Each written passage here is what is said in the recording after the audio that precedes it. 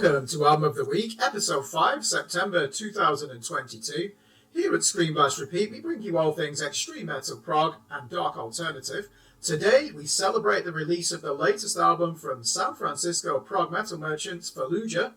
Their new album is Empyrean, and they released it on the 9th of September 2022 via Nuclear Blast Records. Fallujah's career is on the line with album number 5.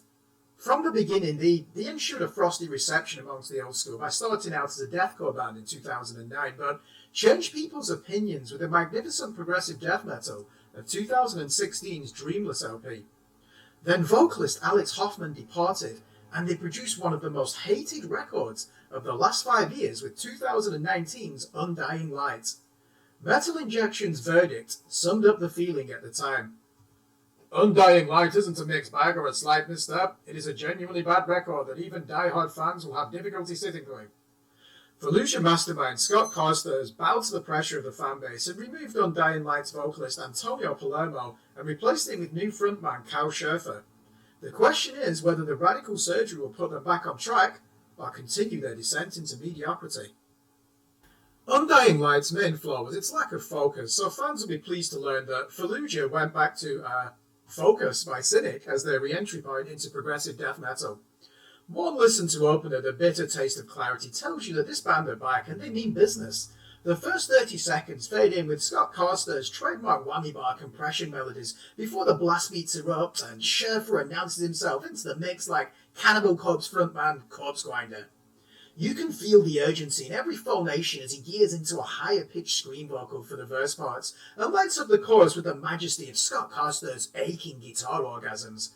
The band could be talking about the distressing experience of Undying Light in the chorus. So let the days you've lost focus and align your thoughts. To rediscover what you've buried under, there is no greater cause. In dying for the light you've lost, rediscover the heart you've buried under. How do they control the audio chaos with such ease? Scott Carstairs is like a superhero holding back an earthquake rupture from total devastation. Of course, the sensible thing to do on a career Lifeline album is to place the faster and heavier songs at the beginning of the record. Track 2, Radiant Ascension, is a clear standout composition built on finger-twisting guitar rhythms and virtuoso slap and pop techniques from ex-Entheos and the Faceless bassist Evan Brewer. Here, Fallujah show that they're the only death metal band that can play a Coachella or Lollapalooza festival without alienating the alternative crowd, and that's because of the sophisticated textures of their melodies. The celestial late-night eroticism flowing through the guitars are unique to the playing style of Scott Carstairs. Listen how he heightens the senses with a gush of sweet-picking fretwork in the solo. Scherfer's vocals stay on the right side of Savage throughout. Dive into repeat listens of Embrace Oblivion and you'll hear the Meshuggah influences working their way through the songwriting. You could even argue that Fallujah are the periphery of technical death metal with a nod to the candlelight meditation of the contortionist thrown in for good measure. Fallujah have always been a visual band, and Into the Eventide is the best example of their aesthetic. The spindly bass slapping and 16th note double kick patterns form the backbone for Scott Carstairs to plug in and imagine himself playing along to a future sound of London visualizer screen on a Hewlett-Packard PC. You don't even notice the preponderance of chug riffs when the colour palette of the music borders on violet and red. Where did the female serenades come from at 3 minutes and 40 seconds? It's easy to forget, though, that Fallujah are a monstrous machine at the heaviest. The opening riffs to Eden's Lament conjure images of a soldier commander trying to call for air support in the middle of an artillery ambush. The reinforcements arrive and the chopper in the rear pulls them to safety, but the hostile bites of the guitars remind you, as the spectator, that it's hell out there.